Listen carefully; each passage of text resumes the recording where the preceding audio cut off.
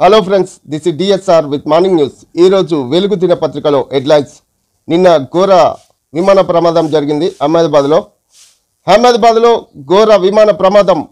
246 మంది మృతి. టేకప్ అయిన 38 సెకండ్లలో క్రాష్. మృతుల్లో గుజరాత్ మాజీ CM Vijay Rupani.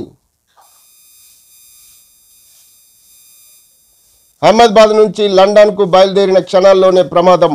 Medical college building పై కుప్పకూలిన ఎయిర్ ఇండియా ఫ్లైట్ వెంటనే పేలిపోవడంతో పెద్ద ఎత్తున వ్యాపించిన మంటలు.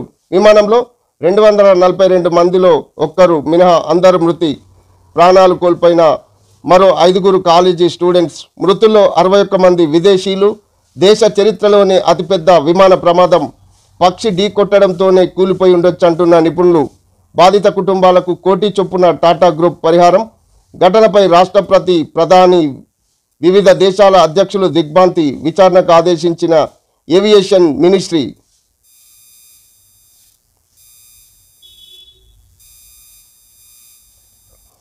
గుజరాత్లో అహ్మదాబాద్లో ఘోర విమాన ప్రమాదం జరిగింది. సర్దార్ వల్లభాయ్ పటేల్ ఇంటర్నేషనల్ ఎయిర్పోర్ట్ నుంచి గురువారం మధ్యాహ్నం లండన్ బయలుదేరిన air India Boeing AI-171 take up అయిన 38 సెకండ్లోనే మేఘాని నగర్లో ఏరియాలో ఓ మెడికల్ కాలేజ్ హాస్టల్ బిల్డింగ్పై కుప్పకూలింది.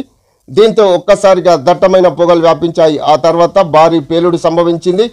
ఈ ఘటనలో మొత్తం 246 మంది చనిపోయారు. ప్రమాదం జరిగినప్పుడు విమానంలో 242 మంది ఉన్నారు. వీరిలో ఒకరు మాత్రమే బతికి బయటపడ్డారు. మిగిలిన 241 మంది మృతి చెందారు. కాలేజీ బిల్డింగ్ క్యాంటీన్లో భోజనం చేస్తున్న 5 మెడికోలు కూడా ప్రాణాలు విడిచారు. దేశ చరిత్రలో అతిపెద్ద విమాన ప్రమాదమని ఏవియేషన్ అధికారులు తెలిపారు. మృతుల్లో గుజరాత్ మాజీ సీఎం విజయ్ రూపానీ కూడా ఉన్నారు. లండన్లో చదువుకుంటున్న తన కూతురును కలిసేందుకు బయలుదేరి వెళ్తుండగా ప్రమాదంలో మృతి చెందారు. విమానం టేకప్ అవుతున్న సమయంలో పక్షులు ఢీకొట్టడంతో పైలట్ ఎగరడానికి కావాల్సిన వేగాన్ని అందుకోలేకపోయి ఉండొచ్చునని నిపుణులు అనుమానిస్తున్నారు. ప్రమాదానికి గురైన విమానం 11 ఏళ్లుగా సేవలందిస్తుందని ఏవియేషన్ అధికారులు వివరిస్తున్నారు. పైలట్లు మేడే కాల్ చేసి ATCకి సమాచారం అందించారు. ఆ తర్వాత సెకండ్ల వ్యవధిలో విమానం చెట్టును ఢీకొట్టి బిల్డింగ్పై కుప్పకూలిందని తెలిపారు. మృతుల్లో 229 మంది ప్రయాణికులు, 2 పైలట్లు, 10 మంది క్యాబిన్ క్రూ సిబ్బంది, 5 మెడికల్ కాలేజ్ స్టూడెంట్లు ఉన్నారు.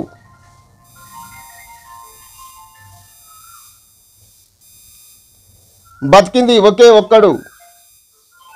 విమానంలో ఉన్న వాళ్లలో ఒక వ్యక్తి మాత్రమే ప్రాణాలతో బయటపడ్డాడు.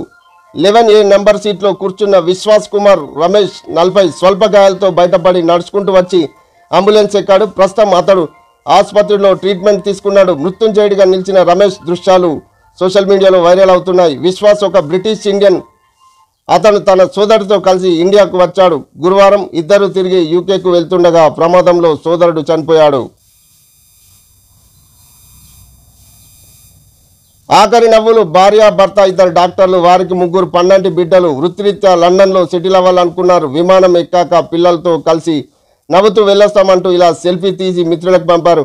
ఇలా ఫోటో పంపారు. లేదో క్షణాల్లో వాళ్ళు నవ్వులు ఆవిరయ్యాయి. విమానం కుప్పకూలింది. ఈ 5 ప్రాణాలు మంటలో కలిసిపోయి ఇట్లా ఎన్నో కుటుంబాలు విమాన ప్రమాదం బలి తీసుకుంది.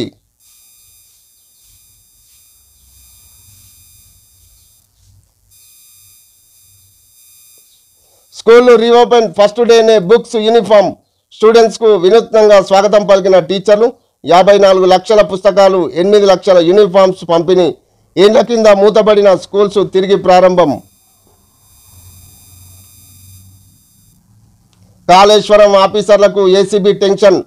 కదులుతున్న అక్రమాల డొంక. 2 అధికారుల అక్రమాస్తులే 350 కోట్ల పైగా. ENC హరిరామ్ ఇప్పటికే జైల్లో. తాజాగా డబల్ఈ శ్రీధర్ అరెస్ట్. తమ పైన దాడులు జరుగుతాయన్న భయంతో కొందరు అధికారులు ప్రాజెక్టు టెండర్ల నుంచి అవినీతి జరిగినట్టు ఆరోపణలు. పంప్ హౌజ్లోనే 14,000 కోట్ల అక్రమాలు తేల్చిన కాగ్. విజిలెన్స్ రిపోర్ట్ ఆధారంగా చర్యలు ప్రారంభించిన రాష్ట్ర సర్కారు. త్వరలో మరికొందరు ఆఫీసర్లపైన ఏసీబీ దాడులు. పై స్థాయిలో 1,000 కోట్ల స్కామ్ జరుగుండొచ్చునని అనుమానాలు.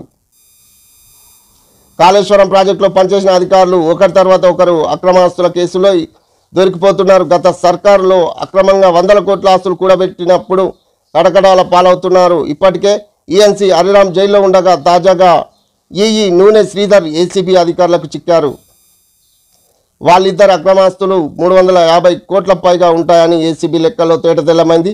ఈ ఇద్దరే కాదు, కాళేశ్వరం ప్రాజెక్టులో భాగమైన ఇతర అధికారులు అవినీతిలో వాటా ఉందన్న ఆరోపణలు వెల్లువెత్తున్నాయి. ఇప్పుడు ఒక్కొక్కరుగా ఏసీబీ చేతికి చిక్కుతుండడంతో కాళేశ్వరం ప్రాజెక్టు నిర్మాణంలో పనిచేసిన కొందరు కీలక ఇంజనీర్లకు బుగులు పట్టుకుంది. తమకు కూడా ఇదే పరిస్థితి వస్తుందేమోనన్న ఆందోళనలో వారున్నారు. ప్రాజెక్టులో భారీ అవినీతి. కాళేశ్వరం టెండర్లో అప్పగింత నుంచి ప్రాజెక్టు ప్రారంభించేంత వరకు అడుగడుగున అవినీతి జరిగిందన్న ఆరోపణలున్నాయి.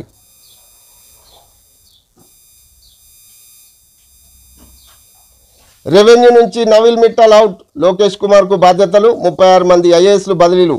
విద్యుత్ శాఖ ముఖ్య కార్యదర్శిగా నవీల్ మిట్టల్, పంచాయతీరాజ్ ప్రిన్సిపల్ సెక్రటరీగా N Sridhar, stamps and registration special సెక్రటరీగా Rajiv Gandhi Hanumanthu, I and PR special సెక్రటరీగా సిహెచ్ ప్రియాంక, టీజీఎస్పీ సెక్రటరీగా ప్రియాంక, అలా హైదరాబాద్ కలెక్టర్గా హరిచందన. భారీ స్థాయిలో ఐఏఎస్ అధికారులు రాష్ట్ర ప్రభుత్వం బదిలీ చేసింది. ఒకేసారి 36 మందిని ట్రాన్స్ఫర్ చేస్తూ గురువారం ఉత్తర్వులు జారీ చేసింది.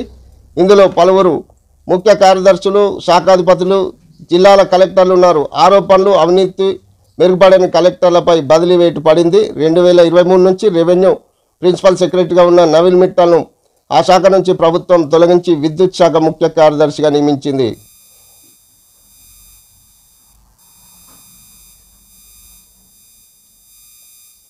ఓల్డ్ సిటీ మెట్రో పనులపై హైకోర్టు స్టే. చార్మినార్, పలక్నామా ప్రాంతాల్లో మెట్రో పనులను చేపట్టొద్దని ఆదేశాలు. వారసత్వ కట్టడాల పరిరక్షణపై పిటిషన్. హైదరాబాద్లో భారీ వర్షం. షేర్లింగపల్లి, చందనగర్, మియాపూర్, గచ్చిబౌలిలో కుండపోత. సెల్లారు ఇండ్లలోకి వరద. నీట మునిగిన ఆర్ఓబీలు. పిడుగులకు 6 బలి. మృతుల్లో తండ్రి, బిడ్డ, 2 బంధువులు. పత్తి విత్తనాలు వేసేందుకు వెళ్లిన ఫ్యామిలీ మెంబర్లు, కూలీలు. ఒక్కసారిగా వర్షం పడడంతో అందరూ చెట్టు కిందికి. చెట్టు మీద పిడుగు పడడంతో 4 మృతి. మరో గ్రామంలో పొలంలో పిడుగుపడి 2 మృత్యువార్త. ఆదిలాబాద్ జిల్లాలో విషాదం.